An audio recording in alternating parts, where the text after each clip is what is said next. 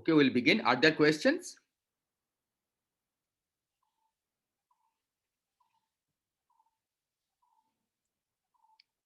Okay, if not, let me start. So we'll discuss now the second event that we mentioned yesterday, the matter radiation equality. The first event, as we, let me remind you, was the freeze out of the photon. So that, let me remind you that, okay, that happens at about 10 to the 5 K. So photon freeze out.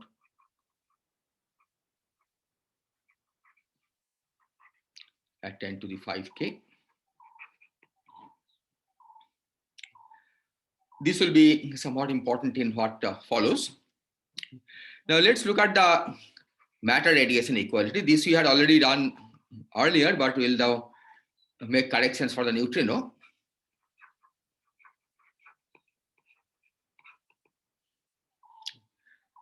So the radiation energy density is half AB T to the 4 times 2 plus 6 times 7, 8 times 4 over 11 to the 4 third, right? This is the T nu over T to the 4. And AB is pi square by 15. That's a numerical number. So this should be equal to omega m, that's the fraction, the ratio of the actual matter density to the critical density, then 3h naught square over 8 pi g. Okay, this is the critical density, and then T over T naught Q.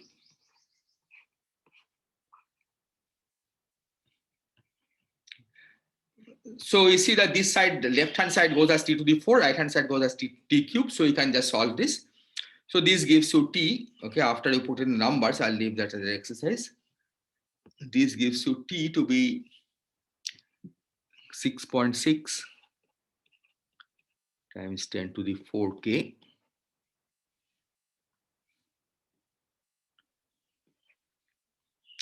times omega m h square.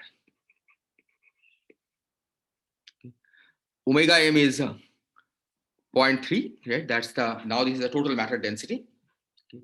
And h is 0.7, right? Remember that our parameterization is the h naught is 100 h times kilometer per second plus per megaparsec. Okay, so once you put in the numbers, you will find that this is what you get. Sorry, so this is h square is now 0.5, right? So this gives you about 0.15, so that's roughly 10 to the 4K. This is what we had found earlier also. So neutrinos add some corrections to this factor. So this is the temperature at which matter radiation equality takes place, and this let me translate to electron volt. This is so 10 to the 4 times 8.6 times 10 to the minus 5 electron volt. So that's about 0.86 electron volt. Okay, so this happens at about 1 electron volt.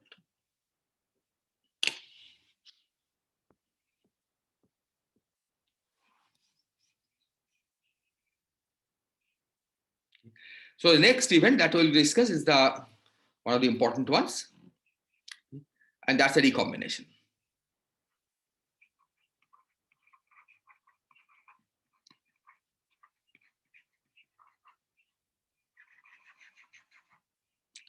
And recombination basically means that we go from ions to atoms.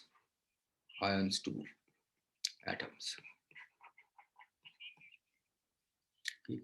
So the order in which it happens is the following. So first we have the helium, okay, W ionized helium. So this plus and E minus, okay, this binds to singly ionized helium, plus of course can be gammas. Okay. And the binding energy for this process, okay, because helium nucleus has twice the charge of the proton, the binding energy will be 4 times. Okay, so that's 4 times 13.6 electron volt. That's about 54.4 electron volt. So next, we have He plus E minus going to the helium atom. And for this, the binding energy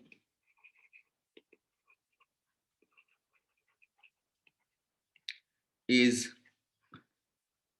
we get the number 20, about 24 electron volt. So these events happen before the hydrogen and before the proton and the electron combines to hydrogen. So that's the last event. So P plus E minus goes to hydrogen, and the binding energy for this is 13.6 electron volt.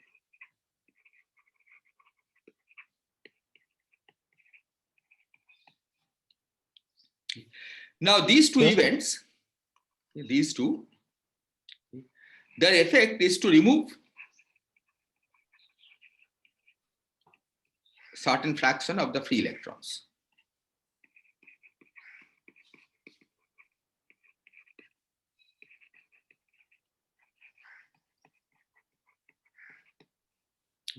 But this fraction, in fact, is not much. Because, well, the way to count this is to look at the, because number of protons and number of electrons is the same, right? Because the universe is charge neutral. So you can ask what fraction of the free proton charge is inside the helium, right? And we have seen that by mass, so by mass, well, maybe I can say it this way, that we had xn as 0.13. So the number of protons, xp, which is 1 minus xn, is about 0.87. So out of this 0.87, what happens is that in the helium, there are equal number of neutrons and protons. So out of this 0.87, 0.13 is the fraction of protons inside helium. Protons in He. So the rest is in the as protons. Okay. So 0.74 is a fraction of protons that is free.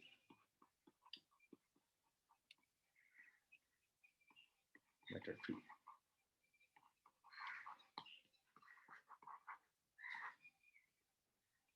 Okay. So what this means is that when helium is ionized, then about 0.13 over 0.74 fraction of electrons get bound.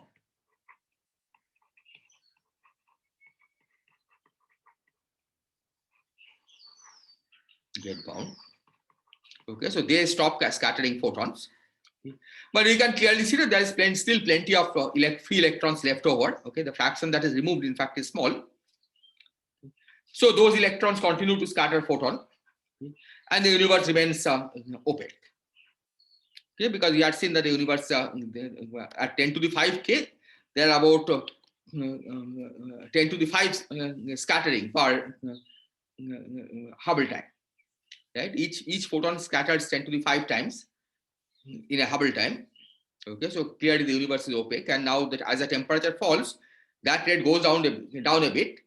Okay? And when the electrons are removed, that rate falls even a little further. But still, there is plenty of scattering per Hubble time. This you can easily calculate, and the universe remains opaque. Okay? So this is the important event, and that's what we are going to focus on. Okay? So this is the important event, because after this happens, okay, after most of the free electrons are gone inside H, then the universe becomes transparent. Okay? And the CMB, the radiation that we see, basically is coming from that time. Okay? So it's important to know exactly when this happens. And that's what we'll focus on now. Sir? Yes, go ahead, please. What was the boundary mass of neutrinos? I think 0.1 electron volt. Sum of the masses is about 0.1 electron volt. Okay. Yeah, I mean, you had any specific reason to ask whether the neutrinos are Yeah, related. I was thinking about this matter radiation equality. It happens at temperature 0.86 electron volt, so that's why I was comparing. Yeah. So the point is, okay, it may happen that some of the neutrinos become matter, right? But we are still counting them as radiation. Okay, and that change will not be that much. Okay, order of magnitude it will be the same. Okay. Yeah. Okay, any other question? Okay, now one thing you would notice is that this temperature, okay, that this energy, 13.6 electron volt, okay, this in fact is much larger than the 0.1 electron volt at which the matter radiation equality is taking place, right? Or now not 0.1, it was 1 electron volt, 0.86 electron volt, right? That's about 1 electron volt. So you might expect that this binding happens before the matter radiation equality. But as we will see, that actual binding takes place at a much lower temperature. Okay, it's about, in fact, about 3000 Kelvin, which is below 10 to the 4K. And the reason roughly is similar to what happened for the nucleosynthesis. That even though the nuclear binding energies, okay, are large, right? Even the deuteron binding energy, which is one of the smallest one, is more than 2 MeV. But the temperature have to fall quite low before the actual binding took place. Okay, before the number of deuterons become significant, even in statistical, even in thermal equilibrium. And that was because of the low density of the protons and neutrons in the universe compared to photons. Okay? So even though it's energetically favorable for protons and neutrons to bind into deuteron, the probability that a proton and a neutron will come together and form a deuteron is much lower than the probability that deuteron will be hit by a photon and dissociate. Okay, and it's this balance that determines the equilibrium number, and that's why the equilibrium number, for it to be appreciable, okay, even in thermal equilibrium, we have to come down to a temperature which is much lower than MeV. And it's the same physics that will dictate that the temperature at which actual bound state formation happens is much lower than 13.6 electron volt. Okay, and we'll determine this today. So today I think we'll determine this by assuming that the whole thing happens in thermal equilibrium, and then later we'll take into account the fact that that's not quite true. Okay, so the process is even slower than what the thermal equilibrium will predict.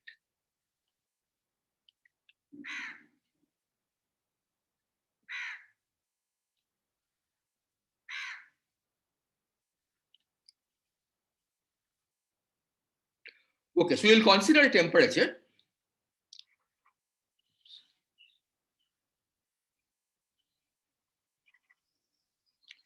So we consider a temperature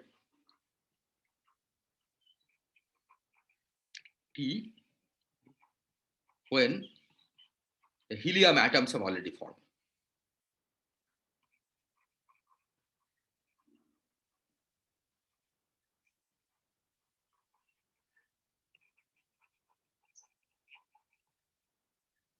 Okay, so we now count them out. So the important particles that we have to deal with, okay, which are important for the hydrogen formation, important particles are P, E minus. These are all free protons and free electrons, the photon, of course, and various states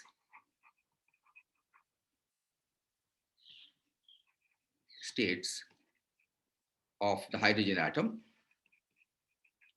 okay, which we'll call the NL states. Okay, we'll see that at least if we use the equilibrium physics, then it's the down state that really matters. Okay, but I'm keeping these as NL states because we'll explicitly see that the excited states don't matter, at least as long as they assume equilibrium. But they will matter when you do the full analysis out of equilibrium system, when you analyze out of equilibrium system. So we proceed as in the case of nucleosynthesis. So we introduce Ne as the number density of free electrons.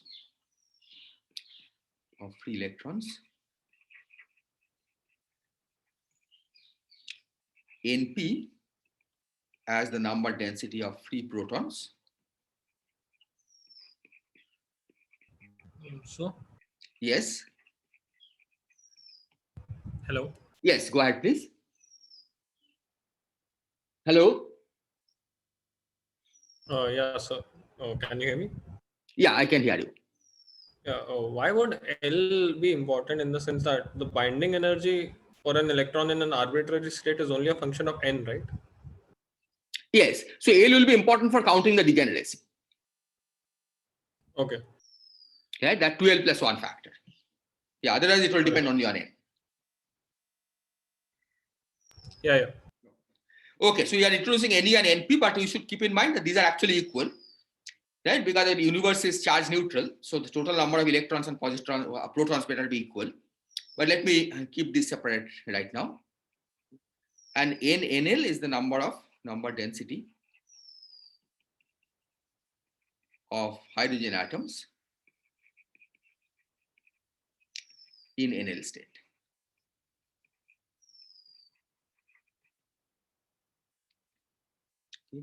So Ne equal to Np because of the charge neutrality. Okay, but we will impose it afterwards due to charge neutrality.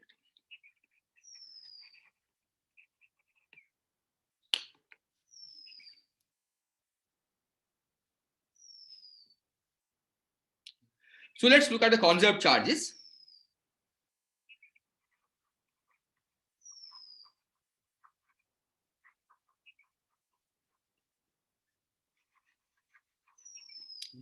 So total number of electrons is conserved. There's no process that destroys electron. We are not talking about weak interaction anymore. So total number of electrons is conserved, and that number is Ne plus sum over NL, NNL, right? Because each NL state has one electron bound to the proton. And the second conserved quantity is the total number of protons.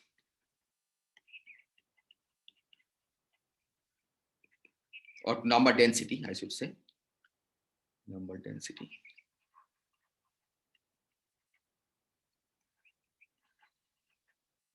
Okay, so or maybe I keep it like this.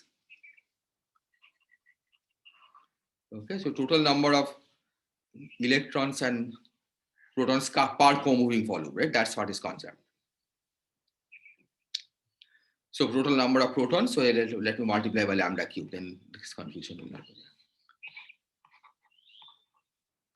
So this is Np plus sum over NL, NNL, lambda cube. These are conserved. So in the grand canonical ensemble,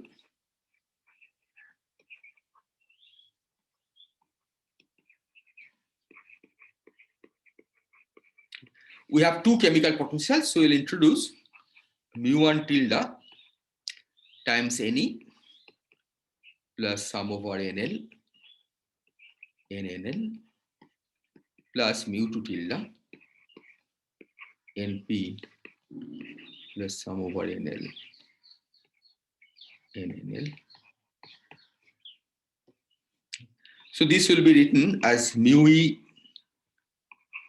Ne plus mu P Np plus sum over NL mu NL NNL as before. And by comparing this, we can read out mu E, mu P, and mu NL. That's what is important. So mu E is. Sir? Yes, go ahead, please. So we should also write lambda cube, multiply lambda cube, right? Yes, you can. I'm just trying to write down the relationship between the mu and mu tildes, right? Oh, okay. So lambda cube will just cancel out. Okay, sir. Okay, so that's why you are not worried about this right now. Okay, so mu E is mu tilde, mu P is mu2 tilde,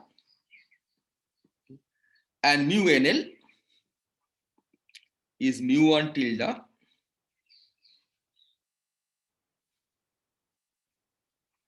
plus mu2 tilde, which I'll write as mu e plus mu p.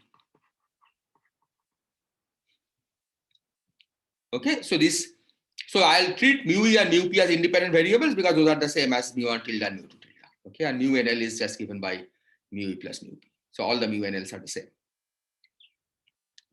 And now the idea is that we are going to use this in the standard formula to express the number densities in terms of the mu e and mu p. So we are assuming thermal equilibrium. Okay. So we assume, let me write it here only. So we assume thermal equilibrium.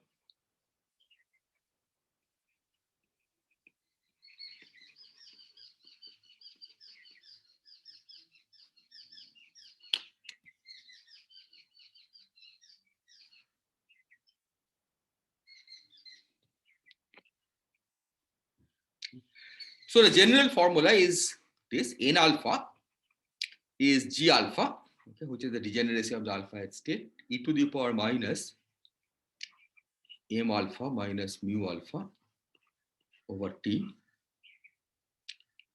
and M alpha T over 2 pi to the power 3 by 2.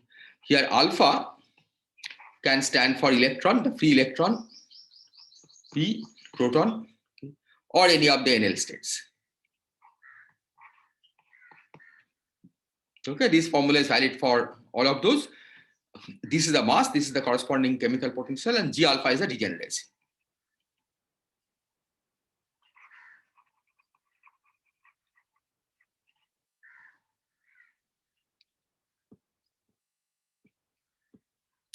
So in particular, for the electron it's 2, for the proton it's 2, the two spin states, and for the NL it's the spin states of course will contribute, 2 spin states of the electron, 2 spin states of the proton, that is at the center, and then you have 2L plus 1.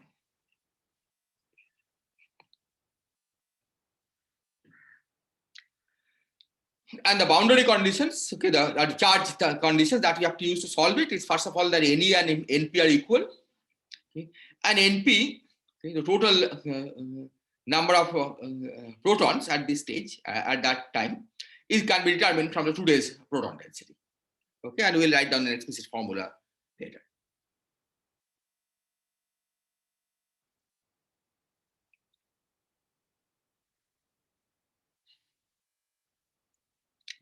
So from this we can calculate the ratio.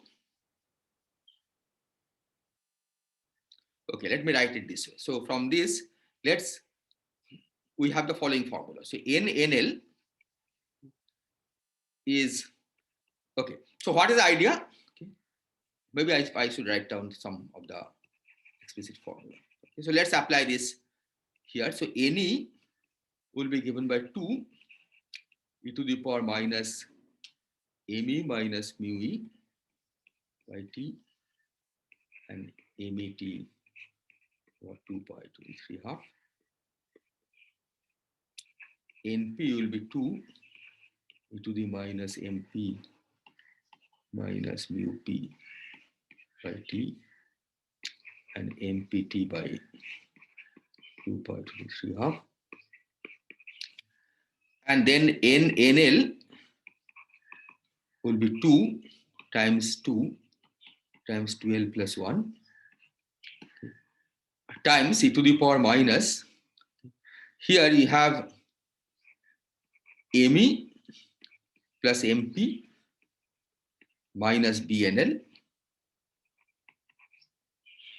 This is Mp. So BNL is the binding energy of the NL state. So let me write that here. So this is binding energy. And then minus mu NL, which is minus mu e minus mu p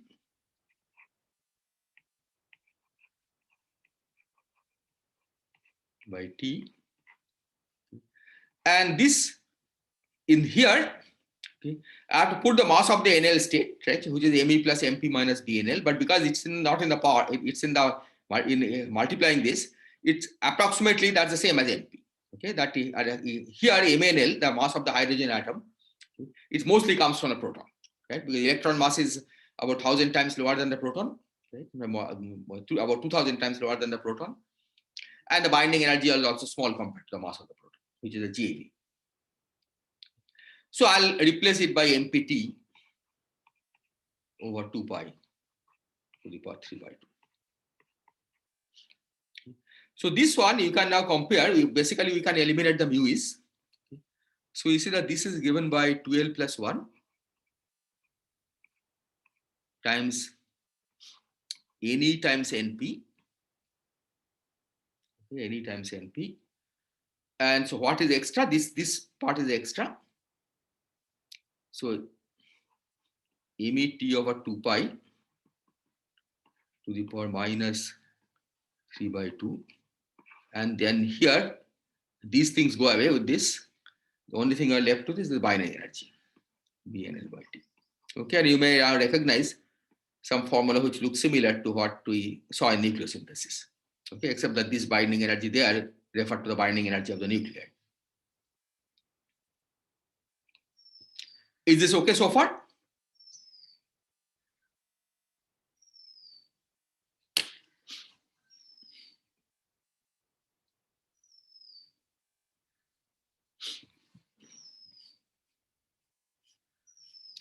Okay, so I'm going to write this again. Okay, so you use NE equal to NP. So let me I'll substitute. So U is NE equal to NP. To write NNL as 2L plus 1 times NP square e to the power BNL by T, and then MET over 2 pi to the power minus 3 by 2.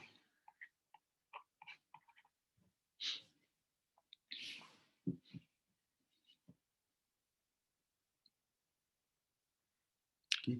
Now let's try to demonstrate that it's mostly the 1s state, the ground state, that is populated, right? So if we look at NNL by N1s, that's 2L plus 1. And then you have e to the power BNL minus B1s by T. So 1s is N equal to 0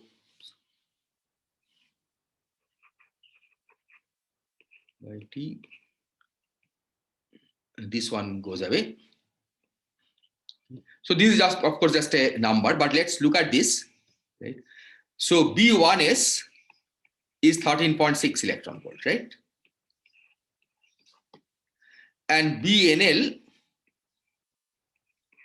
is 13.6 over n square. Okay. So this gives you, this is equal to 12 plus 1 times 13.6 electron volt by T times 1 minus 1 over n square. Okay. So this number is close to 1, right? This is even for n equal to 2, right? This is 3/4 for n equal to 2. Okay. And the temperature that you are considering now is of the order of 3000 K. Okay, we'll see that this is roughly the temperature at which this happens. Okay. And this is, let's see, how much is this? So this is 3 times 10 to the power 3 times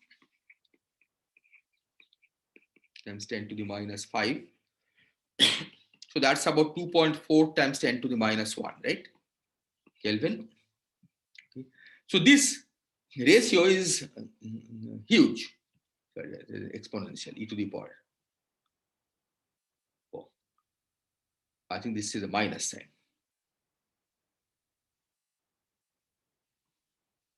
Okay, because I have written it as 1 minus 1 over n square. Otherwise, it should have been 1 over n square minus 1. So e to the power minus 13.6 electron volt by T at this temperature is like e to the power minus 13.6 times 10 by 2.4, right? That's e to the minus, let's say 60. So this is tiny. Okay. So for all practical purpose, at a temperature right like this, okay, I mean, why this we'll see later, okay, in a few minutes. Okay. But roughly at a temperature like this, we can safely ignore the exist in the population of the NL states. Mostly, the hydrogen atom will form in the 1s state. So you can forget about the NL states for now. Okay, but we'll see later that it's not because the process is not in equilibrium, we have to actually take into account the NL states.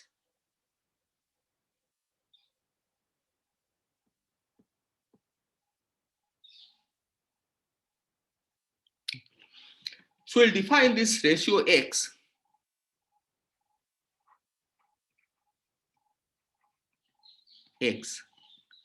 which is NP over NP plus N1s.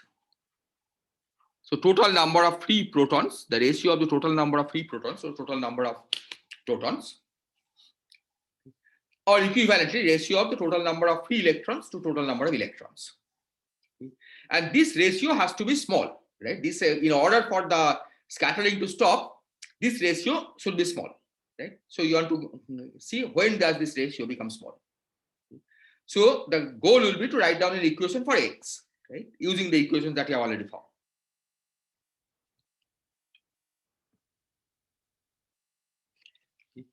So if X is this, then 1 minus X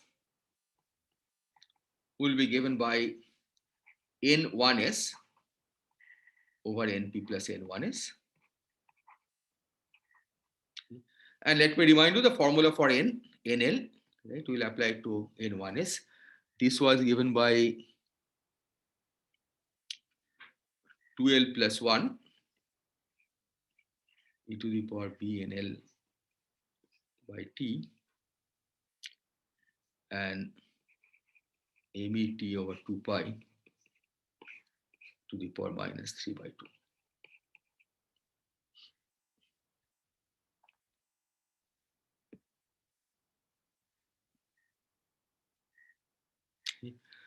So let's, I forgot something. I think there are some factors of NE and NP, which you have missed. Yeah, so this is times NE NP.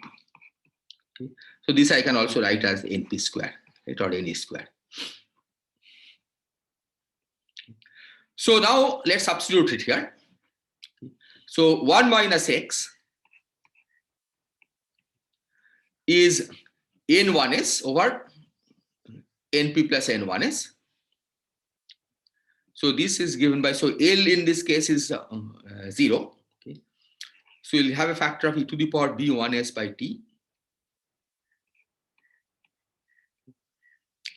Then you have a factor of MET over 2 pi to the power minus 3 by 2. Okay. And here you have NP square over NP plus N1s.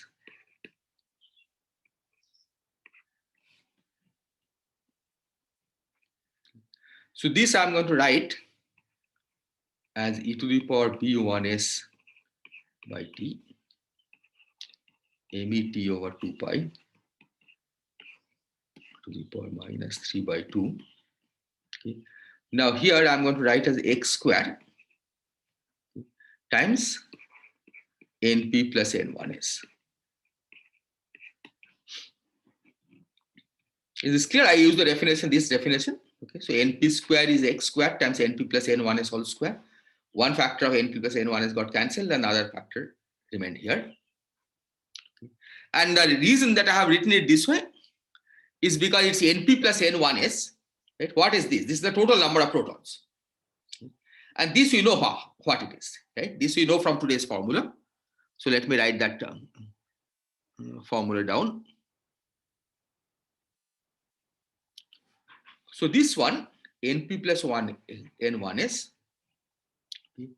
is the total number of protons, right? So total number of protons will be total number of protons after the helium, not counting the ones inside the helium. So let me write that. That we have seen about 0.74 times the total number of baryons. So it's 0.74 times omega b by mp, and then 3h0 square over 8 pi g times T over T naught cube.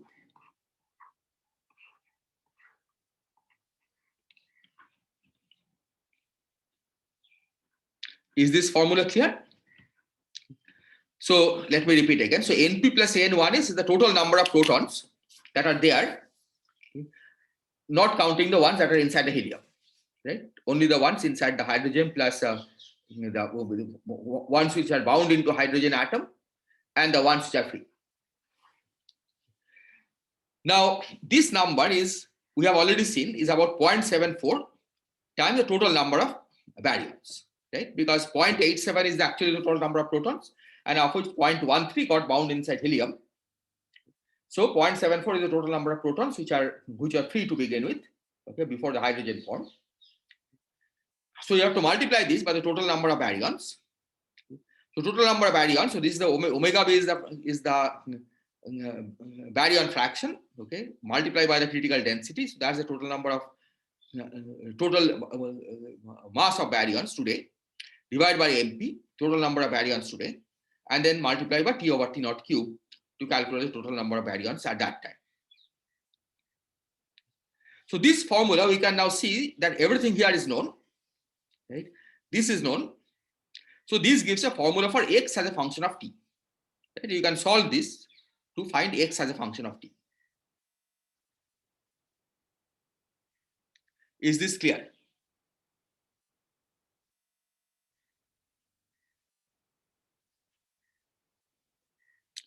Okay. So let me write this again. Also, yes, go ahead, please. Will we say that the last scattering time is when x hits 0? Not 0. It has to go sufficiently low so that the number of scattering per Hubble time becomes less than 1. Yeah, that, okay. Yeah. So it has to go very, very low, right? But as you will see that the x actually falls very fast. So, I mean, because x falls very fast, the temperature at which that happens is shortly determined. Okay. So I think once you examine the formula for x, it will become clear. Okay, so let me write. So you see the structure 1 minus x is equal to x squared times some known function of time, of temperature. Okay? That's the way you are going to write this formula now. So we get 1 minus x squared times s. So this is also sometimes called the Saha ionization equation.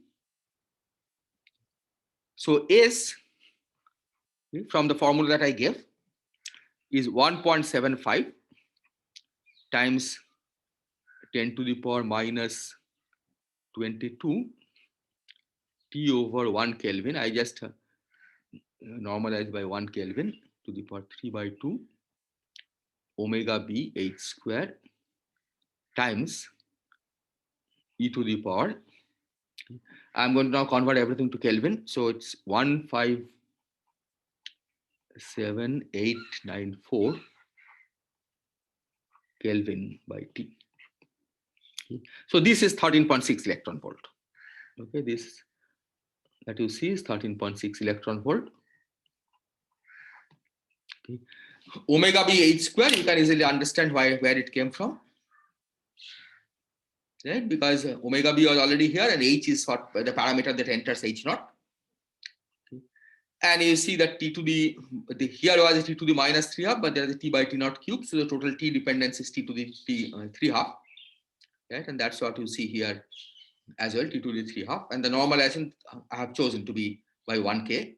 Right? So you have to, and this factor you basically calculate, right, from this formula.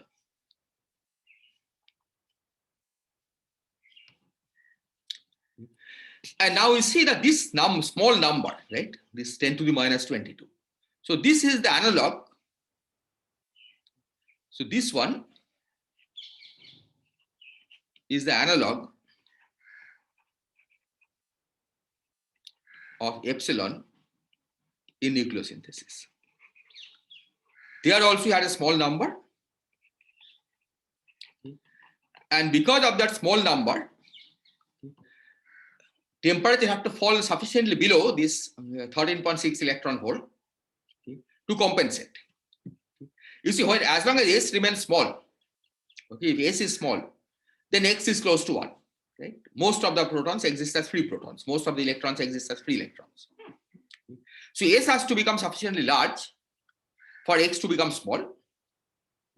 And you see that in order for S to become sufficiently large, the temperature has to be sufficiently small, so that this factor, which is the maximum, which is the most rapidly varying of this all the quantities, that this function compensates for the smallness. Okay. So this shows two things. First of all, the temperature has to be way below 13.6 electron volt. Okay. But in that range, a small change in the temperature will cause a big change in this number, right? I mean, a 10% change will cause a big change in this number, just as what happens for the nucleosynthesis, okay? Because this number is already very big, right? I mean, if it's a number of the order of hundreds, right, we can see how much it should be, right? If T is 3000 K, for example, right, then this is like e to the 50. Right? If you have e to the 50, then a 10% difference, okay, will give a factor of e to the 5. Okay, which is a large number, okay, which is multiplying by a large number, okay? And that's why S falls sharply around that range, right? Whenever the this S is of order 1, okay, there a small change in temperature will cause a big change in S, and as a result, because S falls sharply, the X will reduce quickly, and it will go to close to 0 within a short time. Okay, and that's why the temperature, I mean, using this formula, we can determine the temperature very accurately.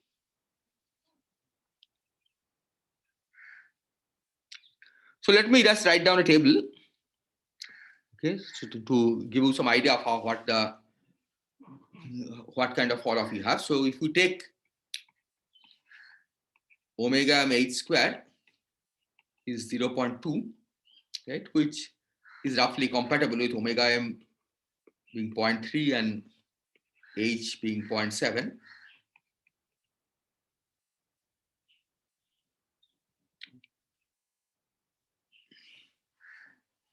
Well, it's a little higher, but it's okay. Sorry, 0.02. No, 0.02. Yeah, sorry, h square is 0.5. So yeah, it should be like 0.2. Okay, it's a little larger number, but it's okay. So T in Kelvin, and here is X.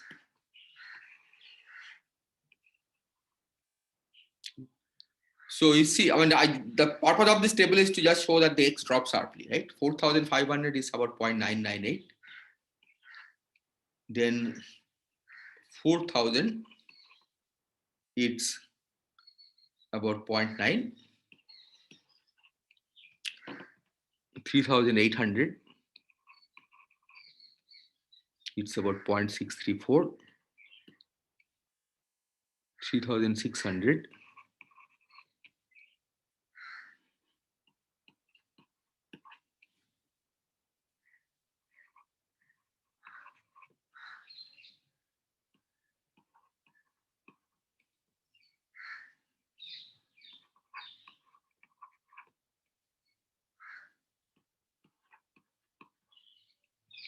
okay, so you see that I mean, place the region where X starts differing from 1, it actually falls very fast, right? And the physics is the same here, as I explained, that because of this large number in the exponent, right, which is needed in the first place to compensate for this 10 to the minus 22, you have a very sharp dependence on temperature. And you can also identify the origin of this small number to the fact that the number of electrons is small, right? Compared to the number of photons, the number of electrons is small because the part of this, as you can see, comes from the matter density, right? Comes from this number over here. Yes? And this is what is causing smallness because this is small compared to the number of photons that you have.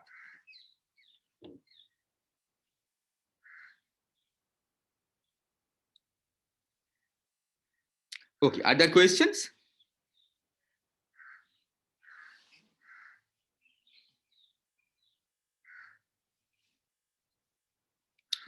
So now we are going to argue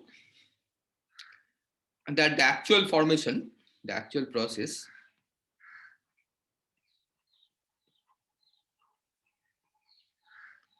forms out of thermal equilibrium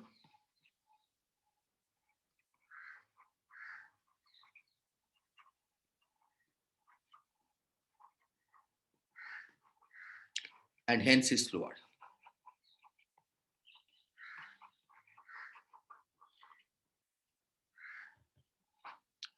So let me explain why this forms out of thermal equilibrium.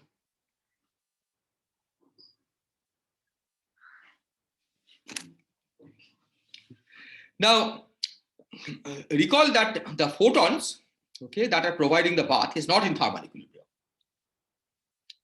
Okay, so nevertheless, okay, as long as the number, because the number of electrons is small, okay, let me explain again. So they are not in thermal equilibrium, but nevertheless, we have seen that thus the expansion of the universe keeps them in Planck distribution, and the temperature just falls as 1 over lambda, right? That's the reason why you can think of the photons as a thermal bath. But if we disturb this system, then it doesn't come back to thermal equilibrium. Okay, as long as it doesn't, you don't disturb the system, it will remain black body spectrum. And now we said that it, of course, interacts with the electrons, and it's a photon bath that is responsible for keeping the electrons in thermal equilibrium. But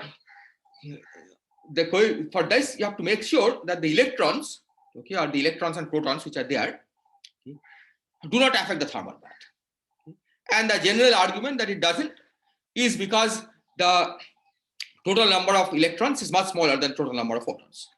Okay, so indeed it is true that electrons do something, it changes the photon spectrum, but that change is small compared to the number of photons. Okay, so it will have a small effect.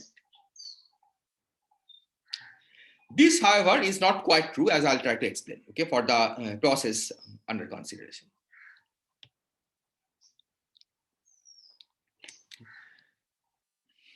So before that, let me say what we mean by thermal equilibrium. Okay, so thermal equilibrium means the following.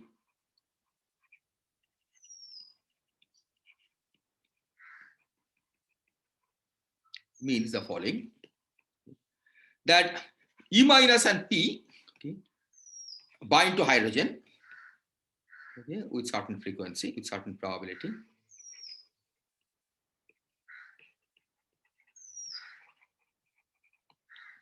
Okay. And gamma with H plus gamma can give us back E minus P, free E minus P system. Okay. And it's a balance between these two that establishes thermal equilibrium. Okay, the actual equilibrium distribution, equilibrium density of the number of hydrogen atoms is such that this process balances this one. Now, you can ask, why is the H density so low? Why is the density of H so low? And so low, say at TL is little less than T of order 13.6 electron volt. And the reason is that this process is much rarer than this one, right? Because E minus and P both have low density, right? So for an E minus to find a P, it's very unlikely. Whereas gammas have high density. So once H forms, the gamma can easily hit and kick out an electron. Okay, and that's what keeps the number of hydrogen atoms low. Now, what happens as T falls? As T falls, what happens? So this process still remains rare. E minus P going to H plus gamma still remains a rare process because the densities are low. But this process also becomes rare. And the reason is that for gamma plus H to E minus plus P, the gamma needs to have energy of order BNL. Or say B1s, because as I said, most of these are formed in the 1s state. So that, let's say, okay, well, let me put BNL, I mean, if it's from NL state, okay, because that's more general. And so what happens is that if T is much less than BNL, then the fraction of photons gamma with this energy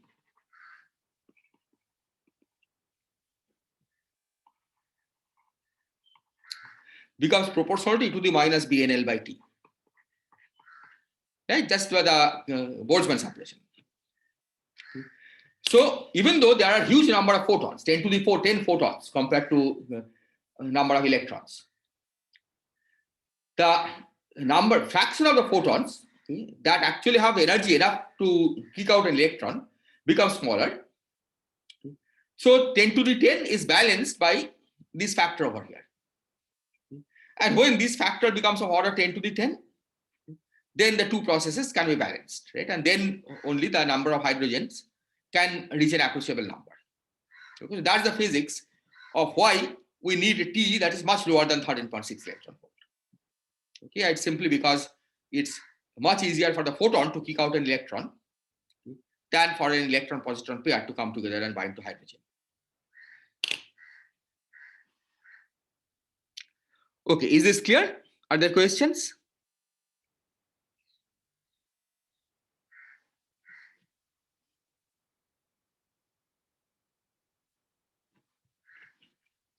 Okay, now let's consider a situation. Consider the process E minus P bind to H in the 1s state plus a gamma.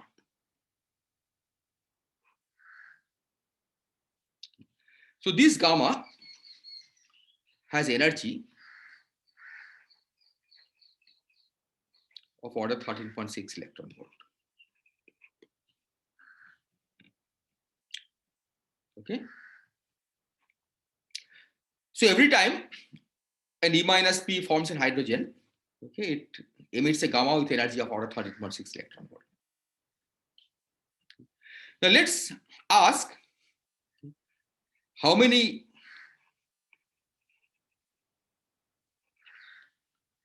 such photons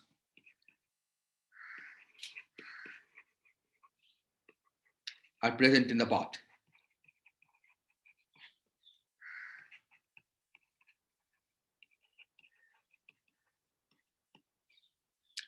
So that number is really down by a factor of E to the minus 13.6.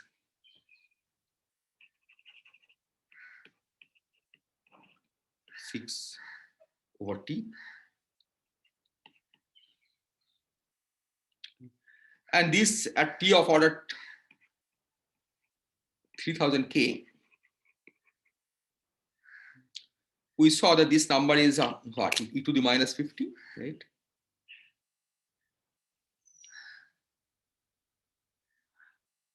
Somewhere we had seen.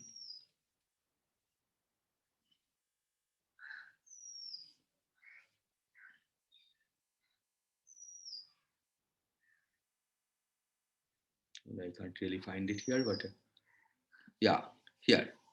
Okay, it's a small number.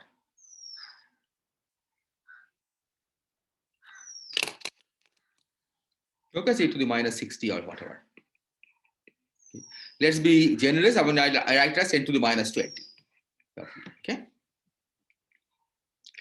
So this is a fraction of photons which we expect in this thermal bath to have energy of 13.6 electron volt. And so the number of such photons in the bath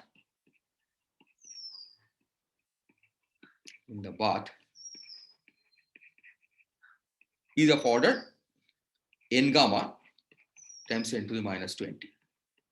Okay. And the number of such photons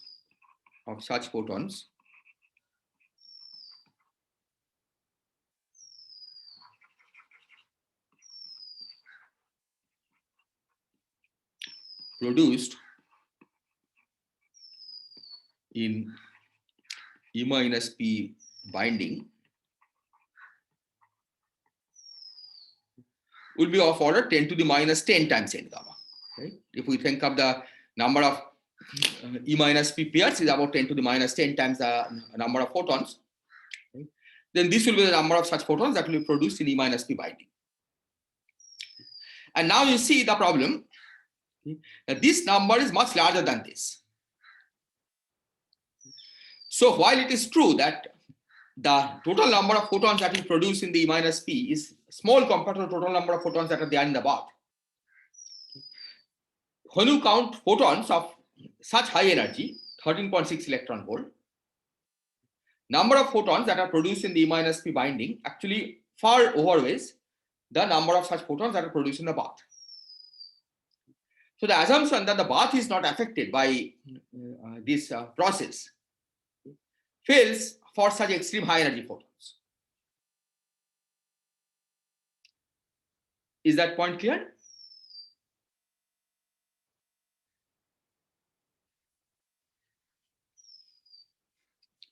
So now let's see why it's bad.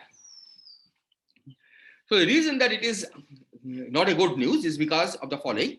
Okay, that the gamma, this 13.6 electron volt gamma photon,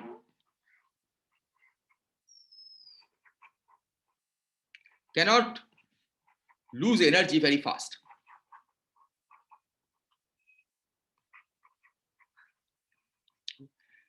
We have seen that it has already fallen out of equilibrium, right? So it cannot lose energy efficiently.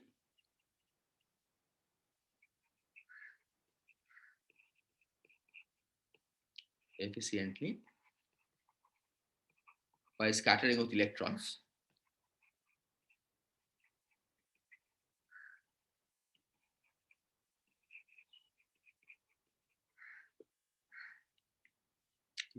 And it can lose energy by redshift, due to redshift. Okay, because the universe is expanding, so the photon energy will reduce. But this is also a slow process. But that is also slow. Okay. In one Hubble time, it will change by some fraction of 13.6 electron volt, right? So it will still remain close to of the order of 13.6 electron volt.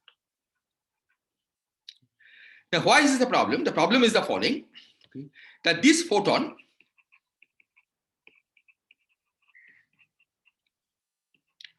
will eventually hit an H which has formed.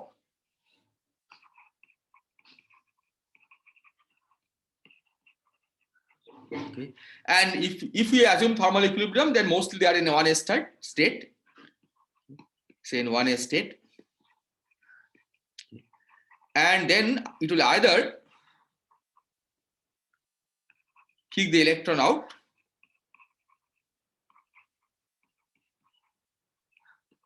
if it has sufficient energy, or it will excite it.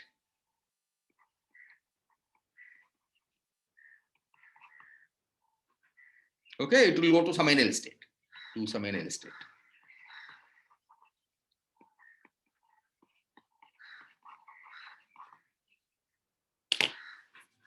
So this effect is not taken into account by the thermal equilibrium analysis, because in the thermal equilibrium, we would have counted the number of such photons to be 10 to the minus 20 times the number of the total number of photons, right? Because that's the equilibrium expected number, whereas the actual number is much larger.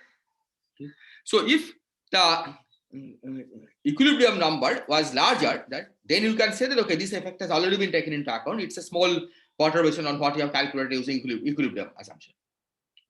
But because this number is much larger, the number of such 13.6 electron volt photons is much larger than the equilibrium value. Okay? And because they can actually change the state of the system, okay, taking it out of the one state, it's clear that we have to make amendments to the assumption that the process forms in equilibrium, okay, because it has a big effect on the density of one states. Okay, in fact, what this is saying is that it's no use forming a one state directly by electron capture, because for every one state that you form by this electron capture, the photon that it produces basically kicks out a state from one S to something else. Okay, either a free electron positron pair or an excited state of the hydrogen atom. Is this clear?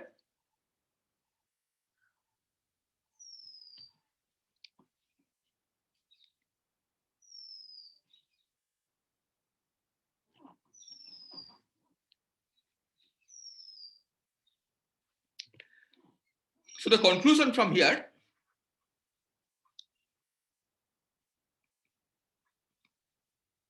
is that we cannot populate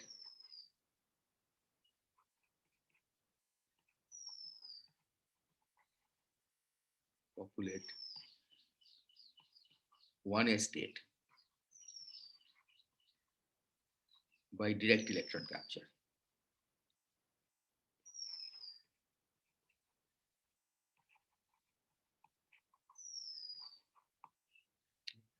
So we'll see that it's mostly populated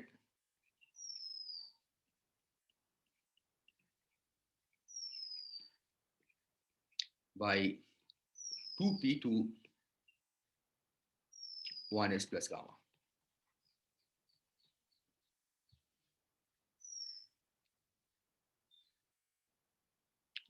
So 2p to 1s plus gamma, okay, has the following feature, that the gamma that is produced, okay, can excite the 1s state at most to 2p state. Right? It cannot kick out the electron, it can excite to at most 2p state, which can of course happen. That means then the 1s population will be reduced.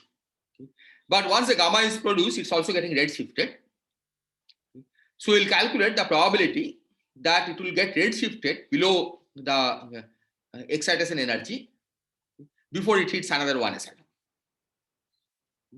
So while this process is not 100% efficient, okay, that sometimes the gamma that is produced can transform another 1s state to 2p state.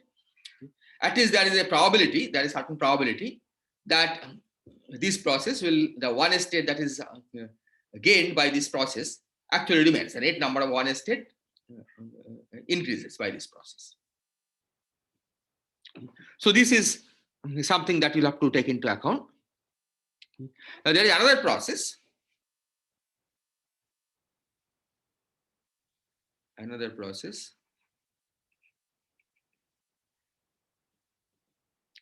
Which is from 2s, but one can use parity conservation and angular momentum conservation, etc., to show that this produces two gammas. So this is slope, okay, because you have one extra gamma, right? So one extra factor of electromagnetic coupling. But this has the advantage that these gammas that are produced cannot excite a one state to anything. Right? So here you don't have to worry about the redshift or anything. Once the gamma is produced, it just the 1s at least population cannot be affected by these gammas. So this is the system that you will have to analyze.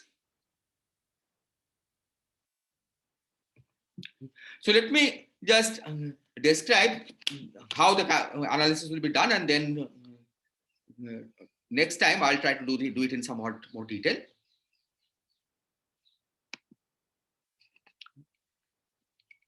So the full treatment has to be done numerically. Full treatment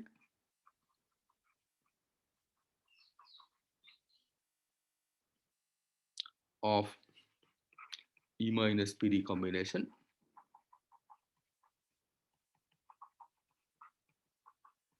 is done numerically.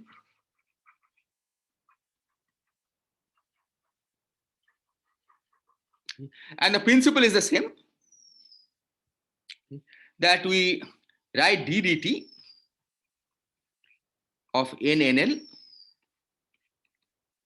as rate of production minus rate of annihilation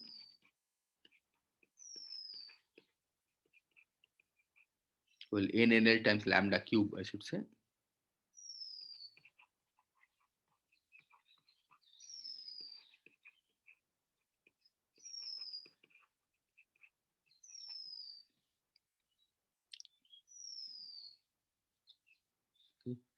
And this rate of production, of course,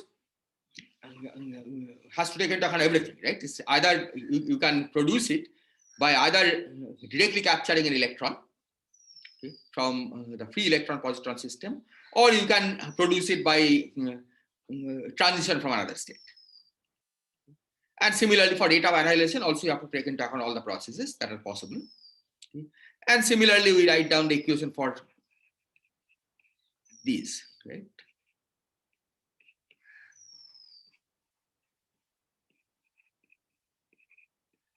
But these are just negative of this, right? So it's not an independent equation. Once you put the conservation law that any lambda cube plus NNN sum over NNL lambda cube equal to is conserved, right? Then this is just a negative of this. Okay, so you don't have to look at the not independent equations.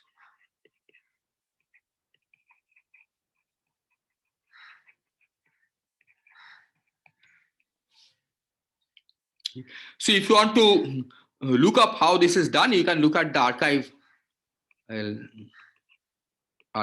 paper, which is in astrophysics.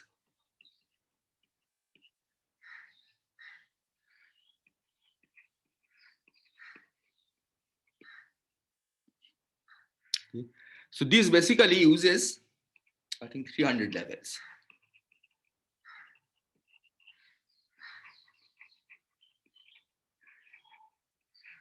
Okay, and sets up appropriate differential equations to find how the system evolves. Okay. So this is the way the modern methods work, right? I mean, this is the way one actually analyzes the precise temperature at which the fraction falls below the critical value, critical fraction, so that the scattering stops. But what we'll do is to give a somewhat simplified version. Okay, so we'll use a simple modern model.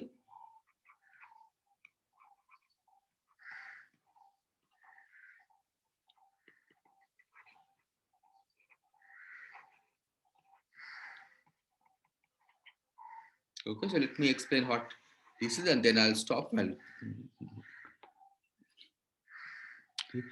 So the idea is that we regard this as a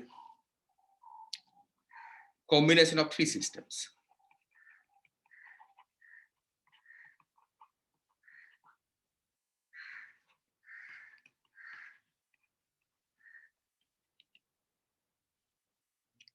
The first one is the free E minus P pair. Okay, here then these numbers are always equal. Okay, so just either NE or NP is sufficient. Then the states in level NL for n larger than or equal to 2. So all states. These all together we think of as a simple single system, and we will assume to this to be in equilibrium.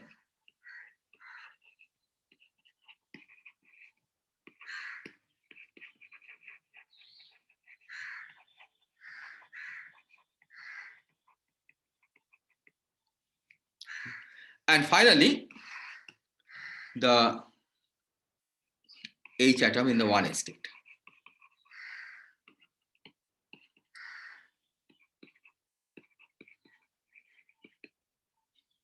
Okay. So instead of this 300 variable differential equation, we will basically have a small number of variables.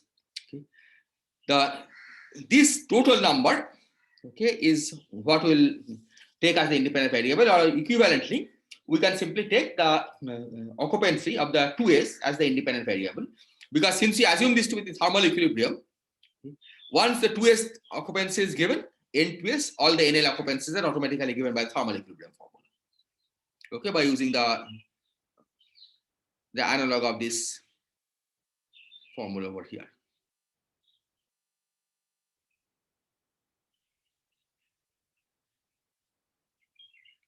Yeah, here, for example, I used it for NL over N1s, but you can write, if we assume that this is a thermal equilibrium for n larger than or equal to 2, then NL can be expressed in terms of N20.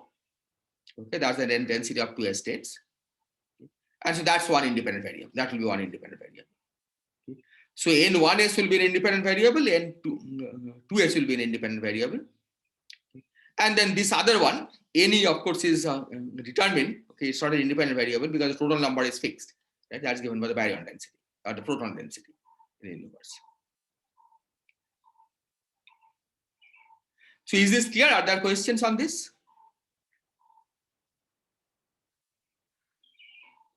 We'll determine the temperature using this, right? Yes.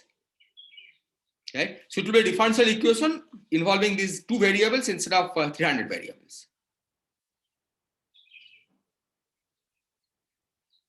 Right, and we will determine how the xn changes as a function with these variables. I mean, when we evolve them. Is that okay? Yeah, I mean, temperature is also a variable, right? And yeah, temperature, of course, is variable, but that is part of the that is not part of this coupled equation, right? Because T as a function of small t, that we already know, right? Because the photons have decoupled and the photon temperature is decreasing. So that yeah, but we don't know. Pardon? I mean, yeah, so we have three equations, right? In the sense that we have the Friedman equation. Yes. And two for this.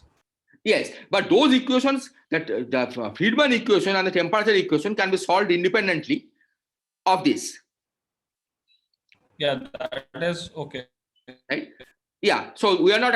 So we are assuming that those we have already solved, and those will now be in. Right? Just like in nucleosynthesis, right? T nu and T and lambda, we didn't couple it to the nucleosynthesis, right? We said that those have been solved first, and now we are going to use those to set up the nucleosynthesis differential equations. Yeah, but in that case, the T equal 10 to the 9 we found through the nucleosynthesis. Hello? Yeah, hello? Yeah, you got cut. Yeah, T equal 10 to the 9 we found using nucleosynthesis, yes. Yeah, so that point, that 3000 Kelvin, we sort of intuitively understood it using the equilibrium analysis. Yes. Right now, but we have to, even the detailed analysis, it will show up, right? Yeah. So once you determine the time at which it happens, we can easily translate to temperature, right? Yeah, that is fine. Yeah. Yeah. So you can set up the differential equation in time, but you can equally well set up the differential equation in temperature, right? You can think of these as a functions of temperature, because T, Yeah. capital T, small t relation is already determined. Yeah. Okay, so that's the idea, that we can set it up as a function of time or temperature, it doesn't matter, because that is independently determined, the temperature time relation. Okay.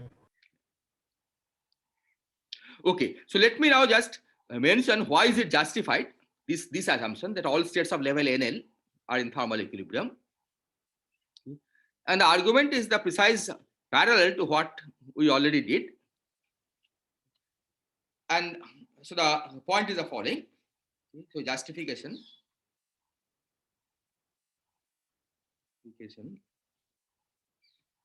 for treating NL states with n greater than or equal to 2 in thermal equilibrium.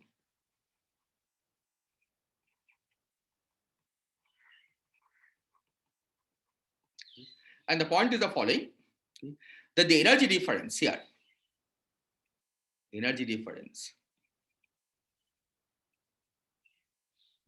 ENL minus En prime L prime. This is bounded by 13.6 electron volt over 4, right? Because even for n equal to 2, the energy between the free E minus E PPR and the bound state is about 13.6 by 4. Right?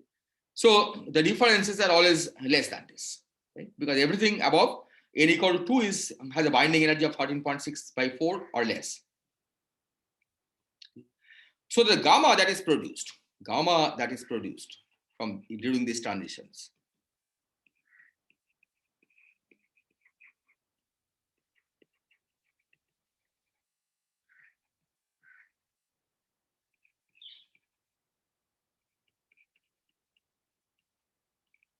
has energy that is less than 13.6 electron volt by 4. So now let's look at the fraction of photons in the bath, fraction of gamma in the bath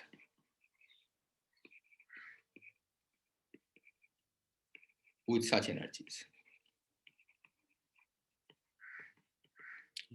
So that is the same calculation, okay, except that you have exponential minus 13.6 electron volt over 40. And for T larger than T of order 3000 K, that's what we are looking at.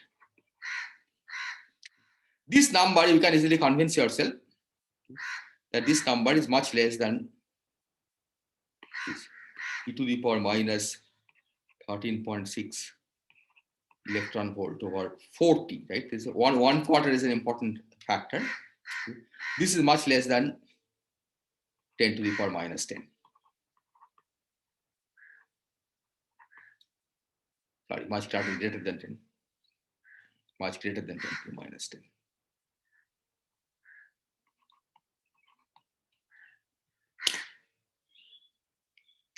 So why is this important? It's important because this time the bath wins. Last time, what did we see? We saw that the fraction of photons in the bath is about 10 to the minus 20. Right? So the fact that the number of photons is actually 10 to the 10 times the number of electrons doesn't help, because still there are 10 to the 10 times as many photons that are produced from the transition than there are in the bath. But now what we are saying is that each such transition produces a photon, but their number is of the order of 10 to the minus 10 times, is bounded from above by 10 to the minus 10 times n gamma. And that number is much lower than the actual number of photons that are present in the bath with this kind of energy. So for these levels, the correction to thermal equilibrium formula will be small, right? Because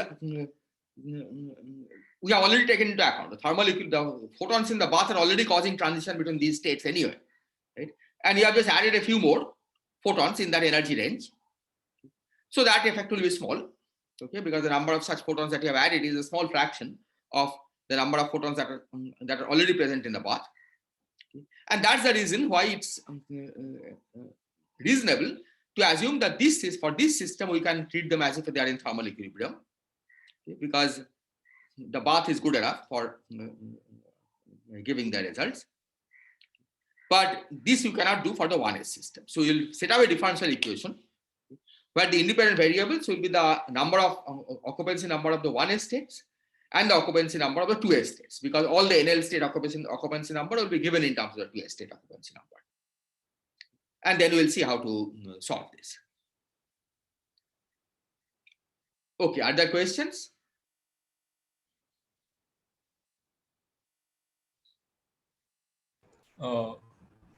I had something different. Okay, I mean, if it's in cosmology, we can continue. Okay. The cosmic microwave background that we see, it is not polarized, right? Well, it is there. It is polarized, right?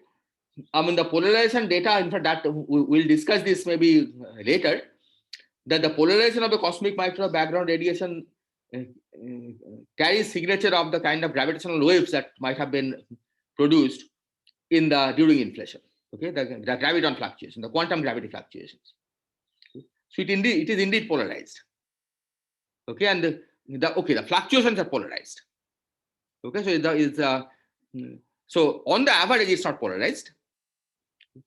But there are, as I said, there are small fluctuations, and these fluctuations also include polarizations, fluctuations in polarization. Oh, okay. These fluctuations don't have anything to do with this hydrogen form nucleosynthesis or this binding of electrons to form hydrogen.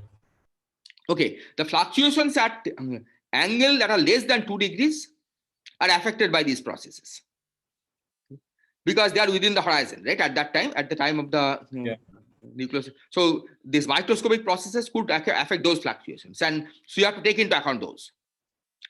But the fluctuations over scale larger than 2 degrees is not affected by this, right? Because as you saw, that signal cannot propagate further than 2 degrees. Yeah. So above 2 degree fluctuations are controlled directly by what happened during inflation. Okay. And that's what one focuses on in trying to understand the early universe. Okay, so that there's no pollution by the late universe dynamics.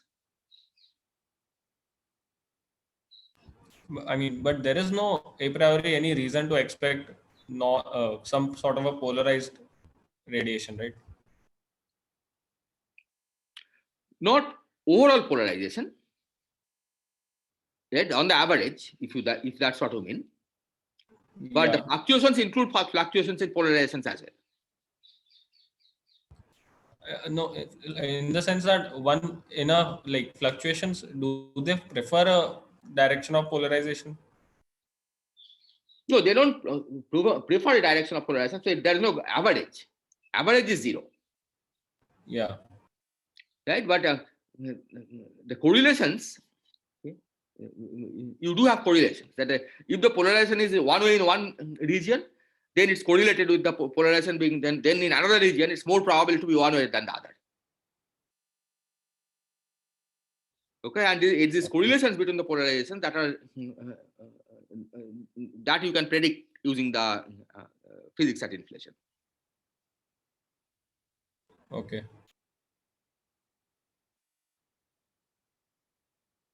Okay, any other question?